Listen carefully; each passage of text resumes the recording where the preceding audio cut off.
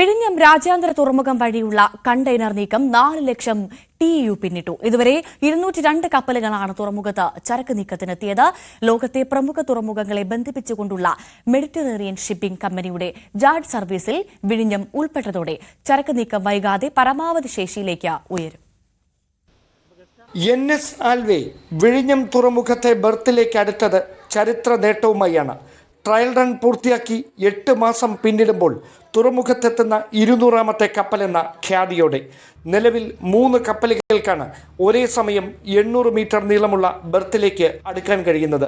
ലോകത്തെ പ്രമുഖ തുറമുഖങ്ങളെ ബന്ധിപ്പിച്ചുകൊണ്ട് MSC നടത്തുന്ന ചരക്ക് നീക്കമായ ജാഡ് സർവീസിൽ വിഴിഞ്ഞം ഉൾപ്പെട്ടതിന് പിന്നാലെ ഈ സർവീസിലെ ആദ്യ കപ്പലായ 400 മീറ്റർ നീളവും 62 മീറ്റർ വീതിയുമുള്ള MSC മിയ പുറം കടലിൽ ബർത്തിലേക്കടുക്കാൻ ഊഴം കാത്ത് കിടക്കുകയാണ്.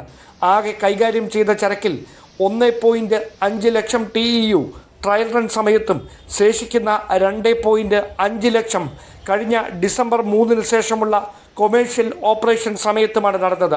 മദർഷിപ്പുകളിൽ ഉൾപ്പെടെ വിഴിഞ്ഞത്തെത്തിയ 10,000-കണക്കിന് കണ്ടെയ്നറുകൾ രാജ്യത്തെ മറ്റ് ചെറു തുറമുഖങ്ങളിലേക്ക് എത്തിച്ചതാകട്ടെ ജലമാർഗവും. പ്രധാനമന്ത്രിയുടെ തീയതി ലഭിക്കുന്നതനുസരിച്ച് ഔദ്യോഗിക കമ്മീഷനിംഗ് നടത്തുന്നതിനുള്ള ഒരുക്കങ്ങളാണ് തുറമുഖത്ത് പുരോഗമിക്കുന്നത്. ചരക്ക് നീക്കത്തിലൂടെ മാത്രം 32 കോടി രൂപയുടെ വരുമാനമാണ് വിഴിഞ്ഞം രാജ്യാന്തര തുറമുഖത്ത് നിന്ന് സംസ്ഥാന സർക്കാരിന് ഇതിനോടകം ലഭിച്ചിരിക്കുന്നത്. അതുതന്നെയാണ് കേരളത്തിന്റെ പ്രതീക്ഷകൾ വർദ്ധിപ്പിക്കുന്നതും. ക്യാമറമാൻ ബിബിൻ മുരളിക്കൊപ്പം വിഴിഞ്ഞത്ത് നിന്ന് ഡാൻ കുര്യൻ, ന്യൂസ് 18.